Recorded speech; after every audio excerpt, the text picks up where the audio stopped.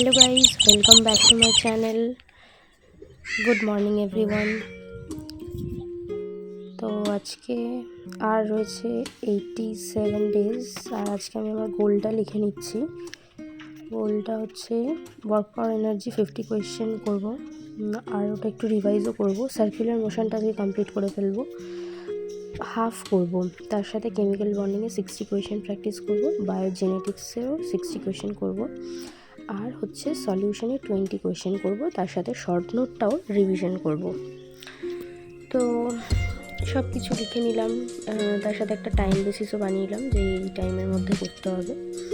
আর লাস্টে ভাবছিলাম যে ফিজিক্সের যে সার্কুলার মোশনটা করবো তারও তাহলে কিছুটা পরিতঙ্গ করে যাবো। এই বলে শুরু করলাম 9:30টার সময়। 9:30টার সময় শুরু করলাম প্রথম ফিজিক্সটা দিয়ে। তো আয়ুব স্যারের লেকচার অনুযায়ী করলাম। তারপরে আমি ওয়ার্ক পাওয়ার এনার্জির কোয়েশ্চেনটাও করে ফেললাম। তার মাঝখানে একটা ন্যাপও নিয়েছিলাম। তারপরে শুরু করলাম আবার সার্কুলার মোশনের ভিডিও দেখতে এবং কেমিস্ট্রি কোয়েশ্চেন প্র্যাকটিস করা স্টার্ট করলাম।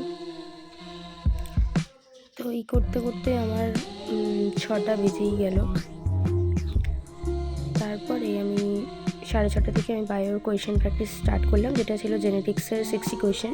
এগুলো আমি সবই PYQই করছি, আর সেটাই আমার মনে হয় এই টাইমে বেশি ইম্পর্টেন্ট। এবং তারপরে আমি কেমিস্ট্রির শর্ট নোট রিভিশন করছিলাম লিখে লিখে। আমার ভ্যান্টা ফ্যাক্টরটাই প্রবলেম ছিল, সেটাই আমি লিখে লিখে ক্লিয়ার করলাম। আর এইটাই করতে করতে প্রায় 9:30 বেজে গেল। তো আজকের মতো এইটুকুনি। Thanks for watching, by.